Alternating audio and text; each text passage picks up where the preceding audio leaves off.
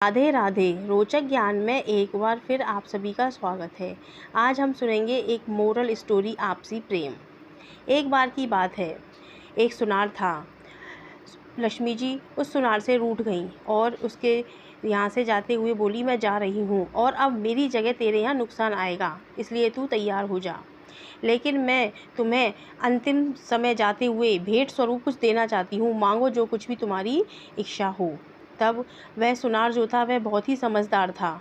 उसने लक्ष्मी जी से कहा कि नुकसान आए तो आने दो, लेकिन उससे कहना कि मेरे परिवार में आपस में प्रेम बना रहे, बस मेरी यही एक छोटी सी इच्छा है। लक्ष्मी जी ने तथास्तु कहा और अंतर्ध्यान हो गईं। कुछ दिनों के बाद सुनार की सबसे छोटी बहू घर में खिचड़ी बना रही थी। उसने उसमें नमक मिला दिया और किसी अन्य काम को करने में लग गई और वो रसोई से बाहर चली गई। तभी उसके दूसरे लड़के की बहू आई और उसने उसे बिना चखे ही उसमें नमक डाल दिया और वो चली गई। इसके बाद सुनार की तीसरी बहू आई, उसने भी बिना चखे उसमें नमक डाल दिया। इस तरह चौथी बहू आई और उसने भी खिचड़ी में नमक डाल दिया। इस तरह चारों बहुओं के जाने के बाद उसकी सास आई और उसने भी अपनी बहुओं की तरह ही बिना चखे खिचड़ी में नमक डाल दिया।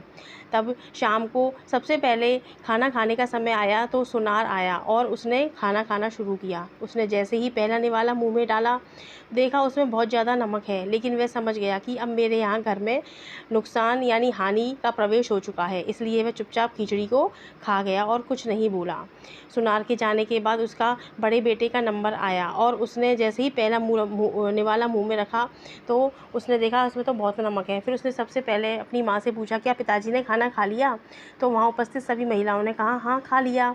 अब लड़के ने सोचा कि जब पिताजी ने ही खाना खा लिया और वो कुछ नहीं बोले तो मैं भी चुपचाप खा लेता हूँ। इस प्रकार घर के अन्य सदस्य एक एक करके खाना खाते गए और पहले वालों के बारे में चुपचाप पूछते गए और खाना खा के चले गए। रात को नुकसान आया और हाथ जोड़कर सुनार से कहने लगा कि सुनार जी, मैं जा रहा हूँ। तो सुनार ने पूछा, क्यों, तुम क्यों जा रहे हो? तब नुकसान बोला, आप लोग 1 किलो नमक तो आराम से खा गए होंगे, लेकिन किसी ने भी कुछ नहीं बोला, लेकिन बिल्कुल भी किसी ने झगड़ा नहीं किया। और जहाँ झगड़ा नहीं होता है, लड़ाई नहीं होती है, वहाँ मेरा कोई काम नहीं है। इस कहानी से हमें शिक्षा मिलती है कि झगड़ा कमजोरी, हानि और नुकसान की पहचान होता है। जहाँ प्रेम है वहीं लक्ष्मी का वास होता है। इसलिए सदा प्रेम बांटते रहें, छोटे बड़ों को सम्मान दें, उनकी कद्र करें, और जो बड़े हैं वो बड़े ही रहेंगे और जो छोटे हैं वो छोटे ही रहेंगे। और जहाँ तक कमाई का सवाल है, सबको अपनी अपनी किस्मत का मिलता है। इसलिए सदैव प्रसन्न रहिए, जो प्राप्त है वो पर्याप्त है। धन्यवाद।